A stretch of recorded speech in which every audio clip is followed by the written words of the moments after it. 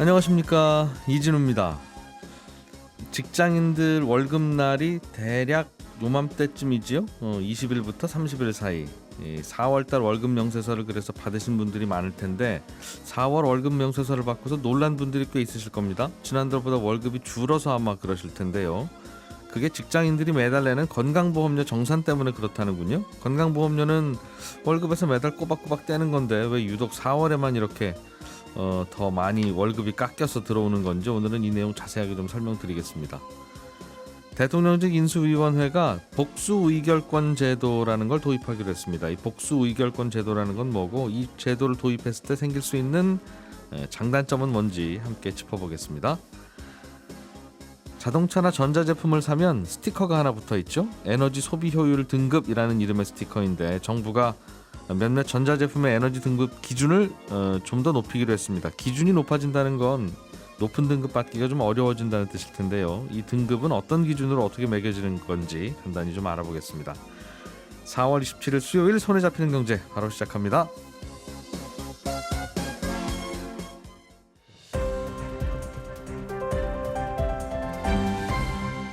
이진우의 손에 잡히는 경제. 예, 오늘도 박세훈 작가, 김현우 소장 두 분 나와 계시고 한국경제신문의 이슬기 기자도 함께 나와 계십니다. 오늘 날씨처럼 상큼하게 경제 뉴스들 정리해 보겠습니다. 세 분 어서 오십시오. 네, 안녕하세요. 네, 상큼한 경제 뉴스는 정말 모순형용이죠. 네. 저는 직업임에도 불구하고 그런 것 같긴 합니다. 상큼하게. 예. 이슬기 기자님, 네. 대통령직 인수위원회가 복수의결권 제도를 도입하겠다고 밝힌 모양이에요. 네. 복수의결권 제도면 이게 무슨 뜻입니까? 이게 간단히 말해서 경영권을 갖고 있는 대주주한테 의결권을 더 주겠다는 겁니다. 뭐 원래 한 주를 가지면 의결권은 한 표씩 가져야 되는데 네. 대주주는 한 주당 2표 이상의 의결권을 가질 수 있다는 거죠. 이렇게 되면 이제 대주주가 적은 지분을 가지고도 강한 지배력을 유지할 수 있게 됩니다. 경영권의 위협을 느끼지 않고 안정적으로 기업을 운영할 수 있게 되는 건데 이걸 도입하는 건 중소기업을 좀 활성화시켜 보겠다는 겁니다. 중소기업 활성화. 이게 반장 선거할 때 직전 반장은 10표, 부반장은 뭐 8표 이렇게 행사할 수 있다. 뭐 이런 거잖아요. 네, 그렇죠? 그렇습니다. 네. 근데 이게 중소기업 활성화하고 무슨 관계가 있습니까? 중소기업이 이제 더 성장을 하려면 아무래도 원활한 자금 조달이 필요하지 않습니까? 예. 이걸 가능하게 하는 수단 중에 하나가 주식시장에 상장을 하는 겁니다. 음. 상장을 해서 주식시장에서 자금을 조달할 수도 있고 또 상장한 후에는 유상증자 같은 거를 해갖고 꾸준히 자금을 또 모을 수도 있거든요. 이자 안 내는 자금을. 예, 그렇습니다. 그래서 이제 상장을 하는데 이제 상장을 하면은 새 주주들이 들어오고 그러다 보면은 이제 대주주가 가진 지분 비율이 그만큼 줄어들기 때문에 예. 경영자들이 이를 꺼리는 경우가 적지 않은데요. 이 논의를 촉발시킨 게 이제 쿠팡의 미국 상장이기도 했습니다. 작년에 상장했죠? 네, 작년에 예. 이제 쿠팡이 미국 시장에 상장을 하면서 주식을 한 주당 한 표를 가지는 클래스 A 보통주랑 한 주당 29표를 가지는 클래스 B 보통주를 발행했습니다. 네. 그리고 이제 김범수 의장은 클래스 B 보통주 29표를 가지는 이 보통주를 가졌고요. 한 주당 의결권이 29개나 주어지는. 네, 그렇습니다. 예. 그래서 이제 미국의 복수 의결권이 있기 때문에 쿠팡이 한국이 아닌 미국행을 택했다는 분석이 나오기도 했던 거죠. 유상증자를 해서 자금을 들여오면 그 자금을 낸 분들도 새 주주가 되는 건데 그렇죠. 그분들보다는 옛날부터 주주였던 대주주인 내가 의결권을 더 많이 갖겠다. 네. 배당받을 때야 똑같이 나눠주더라도 무슨 중요한 일 있으면 투표권은 나한테 더 많이 주세요. 그렇습니다. 좀 불공평한 것 같기도 하고. 근데 미국은 그런 제도가 도입돼 있다고 하니까 네. 미국만 그런 거예요? 아니면 다른 나라도 그렇습니까? 미국 같은 경우에는 상당수의 빅테크 기업들이 복수 의결권에 채택을 하고 있습니다. 예. 가장 대표적으로 메타로 요즘에 사명을 바꾼 페이스북만 하더라도 마크 저커버그가 비상장 보통주인 클래스 B 주식을 14.3% 갖고 있는데요. 이게 주당 10표의 의결권을 갖고 있습니다. 그래서 주총 때 행사할 수 있는 의결권은 60%에 달하고요. 네. 이뿐만 아니라 영국이나 프랑스 같이 OECD 38개국 중 17개 국가에서 이 복수 의결권이 도입이 돼 있습니다. OECD 국가들 중에 대략 반반이군요. 네. 되어 있는 나라도 있고 없는 나라도 있고. 네. 우리는 안 돼 있습니까? 네, 한국에서는 그동안 도입이 되어 있지 않았는데요. 그 이유가 이제 재벌 기업의 경영권 세습과 같은 우려가 있었기 때문입니다.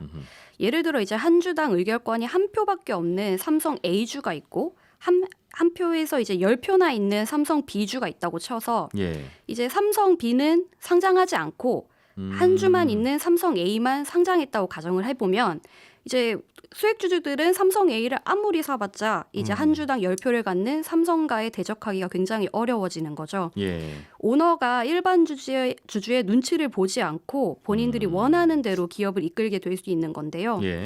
이게 당장은 벤처기업에 한해서 이 제도를 도입시키겠다고 하지만 네. 지난 세월 동안 이제 국민들이 재벌 오너가의 여러 문제를 목도해 오지 않았습니까? 예. 그래서 한국 자본시장에서는 결국 이 제도가 재벌가에도 확대 적용될 것이다라는 우려가 있는 거죠. 우리나라도 새로 도입은 하려고 하는데 도입을 하면 그 말씀하신 대로 그 재벌 오너들이 경영권을 확보하고 확대하는 데 네. 악용할까봐 네. 벤처기업에만 적용한다. 네. 벤처기업 오너들은 착할 거라는 확신을 누가 갖고 있는 거예요? 이제 벤처기업은 약간 좀 벤처니까? 급하니까 성장이 급하니까 착할 것이다. 착할 거라는 그런 가정은 아닌 것 같은데. 도입한 미국도 저희가 지금 좀 전에 농담처럼 얘기했던 이 논란이 있었을 것 같아요. 네. 물론 있었습니다. 미국에서도 찬반이 크게 엇갈리는 문제 중 하나인데요. 예. 복수 의결권으로 경영권을 지나치게 보호를 하면은 결국에는 방만한 경영으로 이어진다는 게 가장 큰 이유입니다. 예. 실제 우리도 잘 알고 있는 글로벌 공유 오피스 업체인 위워크가 그 예인데요. 창업자 애덤 뉴먼이 CEO로 있던 시절에 한 주당 10표를 행사할 수 있었습니다. 그래서 이 지배력을 갖고 이 사람이 자기가 가진 건물에 위워크를 입점시켜갖고 자기 사익을 챙기는 방만한 경영을 펼쳤었는데요. 예. 이 사람이 그전에도 똑같은 일을 하려고 했었는데 그전에는 의결권이 부족을 해서 이사회 반발로 이게 무산이 됐었거든요. 네. 그래서 위워크의 몰락은 복수 의결권이 초래했다는 비판이 월가에서 굉장히 많았습니다. 그러니까 안착한 CEO한테 이렇게 표를 몰아주는 부작용이 예. 생길 수도 있다는 거였네요. 네, 그렇습니다. 결국 이제 애덤 뉴먼은 CEO 자리에서 쫓겨났습니다. 그러니까 이게 참 착한 CEO한테만 몰아주면 좋을 것 같은데 네. 착하고 안 착하고를 본인이 판단해서 나는 착하니까 복수 의결권 제도를 우리 회사는 도입하겠습니다. 보통 이렇게 한다는 거잖아요. 그렇죠. 네. 그러니 저걸 참 대개는 그래서 의결권이 별로 없어도 대주주 지분율이 낮아도 저 대주주는 경영 잘하는 것 같다 싶으면 그냥 계속 경영 맡기고 아직 뭐 논란이 있습니다만 네이버가 그렇잖아요. 네. 저 창업자가 한 1% 몇 퍼센트 안 되는 지분 가지고 계속 경영하고 있다니까 또 안 그런 경우도 있고 어쨌든 스톡옵션의 세금 문제도 좀 있는 모양입니다. 벤처기업들의 고민 중에 이것도 좀 고치는 것 같네요. 네, 그렇습니다. 이제 벤처기업이 현금이 풍부하지가 않잖아요. 네. 그러다 보니까 임직원한테 성과급을 현금으로 지급하는 대신에 스톡옵션을 주는 경우가 굉장히 잦았습니다. 네. 스톡옵션을 주면 아무래도 임직원이랑 회사가 완전히 한 배를 타는 거잖아요. 예. 그러다 보니까 근로의욕을 높일 수도 있으니까 회사가 선호하는 측면도 있는데요. 현행세법에서는 스톡옵션도 일종의 소득으로 보고 있습니다. 그래서 차익을 연봉에 더해서 근로소득세를 매기고 있는데 예. 스톡옵션을 행사해서 벌어들인 수익이 연간 5천만 원을 넘지 않으면 세금을 부과하지 않아 왔습니다. 예. 하지만 앞으로 이 한도를 더 높여서 더 많은 돈을 스톡옵션을 통해서 벌어도 비과세 혜택을 주겠다는 겁니다. 스톡옵션 행사에서 번 돈에 대해서는 세금을 안 매기겠다. 네. 다만 그 한도가 얼마가 될지 여부에 대해서는 인수위가 아직 밝히지 않은 상태이기 때문에 앞으로 지켜봐야겠습니다. 요즘도 보면 한 연봉이 한 몇 억 되는 분이 스톡옵션 행사에서 돈을 또 벌면 네. 그건 이제 연봉에 더해서 번 돈으로 생각해서 예. 1억을 벌어도 한 5천만 원을 세금으로 내고 네. 거의 예. 근데 그것 때문에 뭐 이렇게 세금으로 반이 나갑니까? 이제 이런 보통 주식을 팔면 세금을 안 내는데 그렇죠. 그런 고민들 좀 있다고는 들었어요. 자, 김현우 소장님, 네. 직장인들의 월급 명세서가 이번 달에 충격적일 것이다. 그런 겁니까? 네. 월급이 좀 줄어서 나온다고. 네. 갑자기 왜 이게 무슨 일인가 싶은 매번 4월이면 이런 일이 벌어지긴 한다면서요. 맞습니다. 대부분의 분들이 아마 조금 줄었을 것 같습니다. 예. 이게 건강보험료 때문인데 건강보험료가 오른 건 아니고 월급이 올랐기 때문이에요. 이게 4월은 건강보험료 연말정산이 있는 달입니다. 직장 가입자들이 내는 건강보험료는 받는 월급의 6.99%. 예.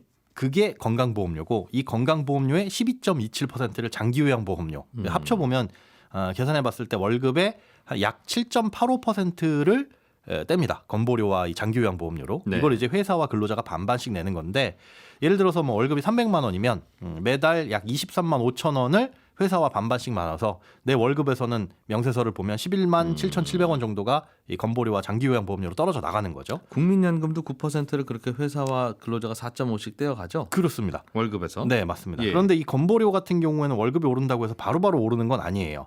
1년에 한 번씩 회사에서 지난 1년간 받은 보수 총액을 신고를 하는데 예. 그 신고 기한이 지난달 3월 10일까지고 이걸 정산하는 시점은 4월입니다. 즉 3월까지는 2020년 소득을 기준으로 월급에서 건보료를 뗐던 거고 한 달에 월급이 300이든 350이든 잠깐만요. 올해가 2022년인데 네. 2022년 1월달, 2월달, 3월달의 건보료를 네. 2021년 작년 소득도 아니고 2020년 소득. 재작년 소득으로 떼고 있었다고요? 그렇습니다. 재작년에 나의 월급의 7.85%를 회사랑 나눈 그 숫자? 네. 그 숫자를 2021년 소득에서 그리고 올해 3월까지 떼다 보니까 네. 예를 들어 2020년에는 월급이 300만 원이었는데 작년에는 월급이 350으로 올랐다라고 하더라도 네. 350에서 300만 원에 대한 건보료만 떼가지고 내고 있었던 거죠. 아, 건보료는 작년 월급 거에 건보료를 낸다 거의. 그렇습니다. 1년 한 3, 4개월 전 거로. 맞습니다. 그런데 잠깐만요. 국민연금은 지금 월급에서 떼죠? 국민연금도 지금 헷갈리는데 정산할 국민연금 정산은 따로 없던데. 국민연금 국민연금 때문에 월급 깎았다는 얘기 못 들어본 것 같아서. 예, 그러게요. 알겠습니다. 김현 소장님이 오랫동안 자영업을 하셔서 월급을 받아본 기억이 별로 없으셔서 아마. 네. 이거 국민연금은 제가 네, 다시 어쨌든. 확인해 봐야 됩니다. 네. 예. 이거는 그런데 그렇게 정산을 해요. 건강보험공단에서 1년치에 대해서 보수총액 신고한 거에서 대해서 떼기 때문에 그 시차가 발생합니다. 그게 2020년에 대한 건보료를 뗐었고 예. 그다음에 2021년 소득을 실제로 확인해 보니까 2020년보다 월급이 올랐더라. 그럼 그 건보료 안 낸 차액이 발생하잖아요. 그 차액을 이번 달 혹은 그 금액이 많을 경우에는 길게는 10달 동안 나눠서 알겠습니다. 착착착착 내게 됩니다. 작년의 건보료는 작년 월급에 비례해서 냈어야 되는데 네, 그렇죠. 어떤 이유에서든지 항상 늦게 재작년 월급에 비례해서 그동안 뗐다. 네, 맞습니다. 그리고 나서 비로소 작년 월급이 총액이 얼마나 됐는지를 이제 확실하게 알았으니까. 네. 왜냐하면 연말에 보너스도 나왔을 테니 그거는 12월 달에 나오는 보너스를 작년 4월, 5월에는 알 수 없었을 거 아니겠어요? 네, 맞습니다. 그러니까 그것까지 확인을 해서 월급이 오르셨네. 이럴 줄 알았으면 좀 더 뗐어야 되는 거구나. 그렇죠. 라는 뒤늦게 그 계산을 몰아서 이번 4월 달에 한다. 네, 3월 10일까지 신고하고 요게 확정돼서 통보된 건 4월 18일. 그러니까 저는 월급 변동 없는데요 하시는 분들은 4월 초에 월급을 받으신 분들은 이게 변동이 없을 수도 있어요. 예. 그런데 그 이후에 월급을 받으신 분들은 이제 월급이 지난달보다는 적게 나올 수가 있는 거죠. 12월에 1월에 연말 정산하고 나면 예. 세금을 더 토해내거나 더 돌려받거나 하는 그 정산이랑 거의 비슷하군요. 맞습니다. 실제로 낼 것과 여지껏 냈던 것을 차액을 비교하는. 그래서 냈던 것보다 더 내야 될 게 있으면은 사실은 더 내게 되는데 월급은 대부분 전년도보다 오르는 경우가 많기 때문에 예. 건보료도 오르는 경우가 더 많습니다. 재작년 월급 기준으로 냈던 건보료 작년 기준으로 다시 재정산해 보면 네, 작년에 월급이 좀 더 많으셨으니까 더 내셔야 됩니다. 그렇습니다. 라고 해서 4월에 떼어간다. 낼 거 내는 거라면 뭐 특별한 이견은 없습니다만 그냥 매달 월급에서 떼지. 네. 국민연금처럼. 예. 그거 왜 또 이게 한꺼번에 모았다가 정산하고 그래서 저희는 물론 이제 방송 아이템 하나 주시니 감사하지만 왜 그래요? 이게 결론부터 말씀드리면 행정부담 때문이에요. 예를 들어서 직원이 2명밖에 없다고 하더라도 네. 이 직원이 지난달에 야근을 해가지고 좀 야근 수당을 줘야 될 경우도 있고 뭐 주말에 나온 경우도 있을 텐데 그럴 때마다 급여 좀 더 줘야 되고 곱하기 7.몇% 해가지고 건강보험공단에 이 사람이 이번 달 월급은 이만큼입니다 라고 신고하고 그때마다 건보료를 달리 내고 하는 것조차도 일이잖아요. 물론 어떤 계산식 시스템이 마련돼 있고 거기에 대입하고 그거에 대해서 납부를 하면 되기는 하지만 그거 자체도 1년에 한 번 하는 것과 매달 모든 직원들의 월급을 다시 확인해가지고 그만큼 떼서 내는 것과는 차이가 있는데 어떻게 한들 어쨌든 내는 건보료는 똑같은 것이고 조삼모사이긴 한데 매달 나가는 급여가 다른데 네, 그렇습니다. 매달 그렇다고 건보료라고 하는 걸 별도로 신고해야 되는 거가 번거로우니까 네. 그냥 행정 편의를 봐주고 있는 거죠. 사실 100인 이상 사업장은 근로자 보수가 변경되면 예. 공단에 바로 신고하도록 돼 있긴 하지만 알겠습니다. 예, 규모가 클수록 그게 더 힘들 수도 있고요. 그래서 조삼모사이긴 한데 일처리 요것들을- 방식이 이렇게 하는 게 어쩔 수 없습니다. 좀 편합니다. 저희가 네. 이렇게 해주세요. 그렇다는 거군요. 아무래도 뭐 회사 입장에서도 매달 내는 건보료 딱 뭐 홍길동은 무조건 한 달에 22만 5천 원 이렇게 정해서 내고 네. 1년에 한 번 그게 맞나 틀리나 정산만 해보는 게 쉽지 매달 계산하는 건 좀 번거로우니까요. 그렇게 보시면 됩니다. 알겠습니다. 국민연금 그러나 매달 잘 떼어가고 있으니까 그건 좀 신기합니다. 그러면 월급이 오른 분들은 대체로는 좀 토해내야 되고 네, 그렇습니다. 월급이 줄어든 분들은 돈 환급을 해줍니까? 네, 환급을 해줍니다. 근데 월급이 줄어드는 경우가 뭐가 있겠느냐 할 수 있는데 임금 피크제 적용되면 예. 월급 줄어들 수 있고요. 네. 그다음에 성과금 같은 경우 성과금도 보수에 포함되기 때문에 재작년에 보너스가 많이 나왔으면 작년에는 또 못 받았을 수도 있고 그렇습니다. 그렇게? 그런 경우에는 전체적으로 내가 회사로부터 받은 보수 총액이 줄어들 수가 있는 거니까 예. 그런 경우에는 덜 나올 수가 있습니다. 그래서 그렇게 보수가 줄었다 그러면 건강보험공단에서 정산을 해서 사업장에 돌려줍니다. 그러니까 보니까 실제로 더 낸 사람 덜 낸 사람 요번에 비교를 해봤더니 예. 더 낸 사람은 965만 명, 1인당 평균 한 20만 원을 추가로 납부하게 됐고요. 보수가 줄어서 환급받는 사람이 310만 명 정도, 예. 1인당 평균 한 8만 8천 원 돌려받는다. 요 계산이 나왔는데 음흠. 이 돈은 건보공단에서 사업장으로 주게 되고 네. 사업장에서 그러니까 회사에서 이 돈을 받아서 근로자한테 줘야 되는데 음흠. 이 줬는지를 확인하는 절차는 없어요. 그러니까 건보공단에서 이거 주세요 근로자에게 라고 해서 사업장에 주긴 하나 네. 줬습니까? 라고 물어보거나 확인할 수 있는 방법은 없거든요. 그래서 그리고 안 줬을 때 벌칙도 사실 없기 때문에 돌려받아야 되는데 사업장이 만약에 나쁜 마음을 먹고 꿀꺽했다라고 한다면 이건 그럴 연말정산 환급금도 마찬가지죠? 맞습니다. 과거에는 그 연말정산 환급금을 안 주는 못된 사업장들도 많이 이제 소규모 사업장이 있었는데 혹시나 그래서 내 건강보험료 환급금이 생겼는지 안 생겼는지 확인을 하고 싶으신 분들이 있으시면 건강보험공단 홈페이지나 앱으로 들어가셔서 예. 건강보험료 조회 납부 메뉴로 가시면 연말정산 내역을 확인해 볼 수 있습니다. 그렇군요. 예. 자, 박 작가님이 준비해 오신 소식 또 전해 들어보겠습니다. 전자제품 사면 스티커 붙어 있는 네. 에너지 효율 등 소비 효율 등급 몇 네. 등급? 이 등급에 커트라인을 좀 올리게 그리고 네. 좀 까다롭게 하겠다는 거죠, 정부가. 그렇습니다. 이거 이 등급- 누가 정합니까? 등급 기준이라는 건 당연히 정부가 정하는 거긴 한데 예. 조금 더 자세히 설명을 드리면 산업통상자원부 산하의 에너지관리공단이라는 곳에서 정하거든요. 예. 여기서 비유하자면 일종의 시험 같은 걸 치르는 겁니다. 예를 들어 뭐 이번에 등급 기준을 조정하기로 한 김치 냉장고다. 그러면 비슷한 용량의 김치 냉장고들을 쭉 모은 다음에 전기를 덜 먹는 순으로 줄을 세우는 겁니다. 네. 그런 다음에 뭐 예를 들면 상위 10%까지는 1등급, 그 다음 상위 30%까지는 2등급. 상대 평가를 하는군요. 그렇습니다. 그러니까. 하위 예. 10% 5등급 이런 식으로 등급을 쭉 매기는 건데 지금 말씀드린 거는 예를 든 거고 예. 제품마다 조금씩 다릅니다. 등급 커트라인은 예. 이게 상대 평가라서 같은 제품군 중에서도 덩치가 비슷한 제품들 중에 전기를 조금 덜 먹는다는 거지. 네. 그게 에너지 효율 등급이 1등급이라고 해서 무조건 또 전기를 적게 먹는다. 요건 아닙니다. 그러니까 비슷한 제품들 중에는 거의 1등급으로 네. 적게 먹습니다. 그렇습니다. 요렇게 등급 기준을 매깁니다. 상대 평가다. 네. 근데 이 등급 기준을 올린다는 건 상대 평가인데 뭘 더 올리고 낮추고요? 절대 평가라면 시험 문제를 좀 어렵게 하겠습니다. 네. 하면은 1등급이 적게 나오겠구나 알 수 있는데 그렇죠.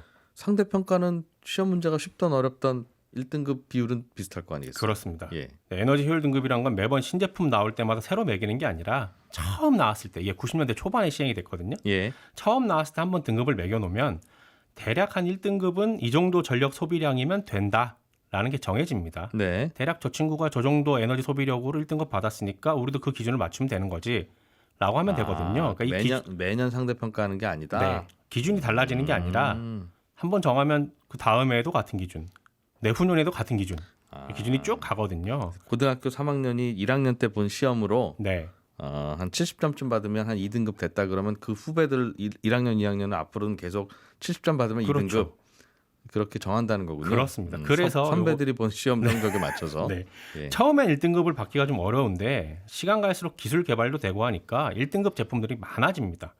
예전에는 1등급이 전체의 10%도 안 됐는데 몇 년 예. 지나면 1등급이 전체의 절반 이상이 돼버린 일들이 많거든요. 1, 2학년들이 공부도 열심히 하면 그렇습니다. 그래서 에너지관리공단은 1등급 제품이 전체의 30%를 넘거나 1등급, 2등급 합쳐서 점유율이 50%를 넘으면 시험 다시 봅니다.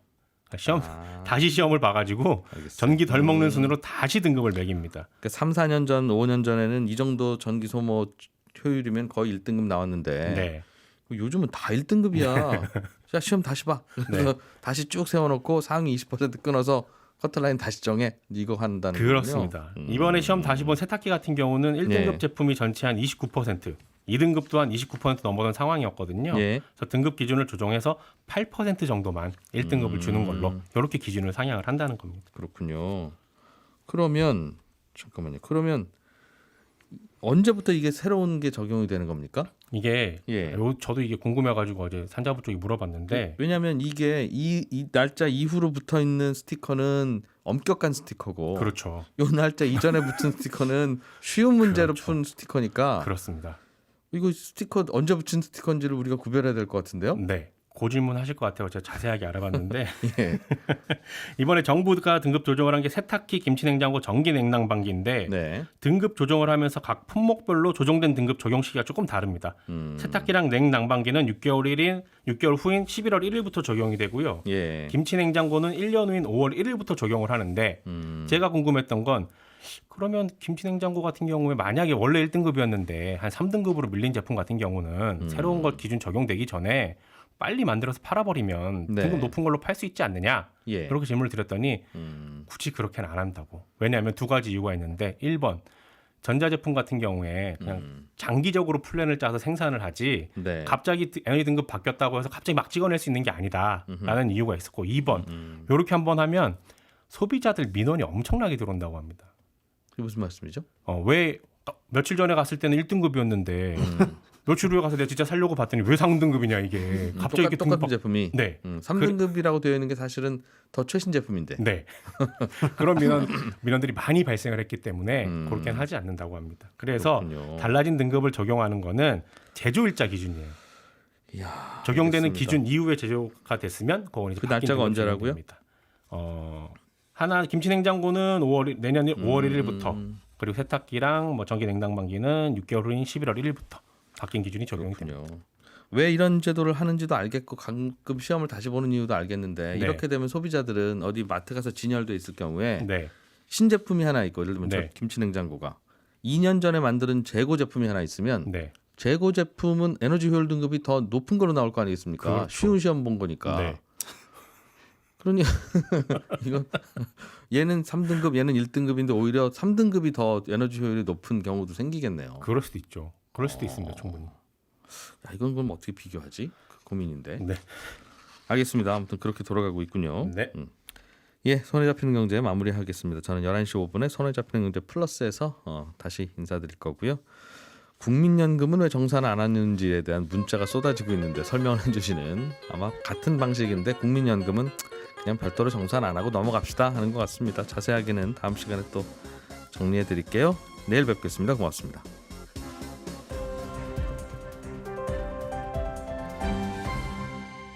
경제를 생각하는 사람들의 즐거운 습관. 이진우의 손에 잡히는 경제.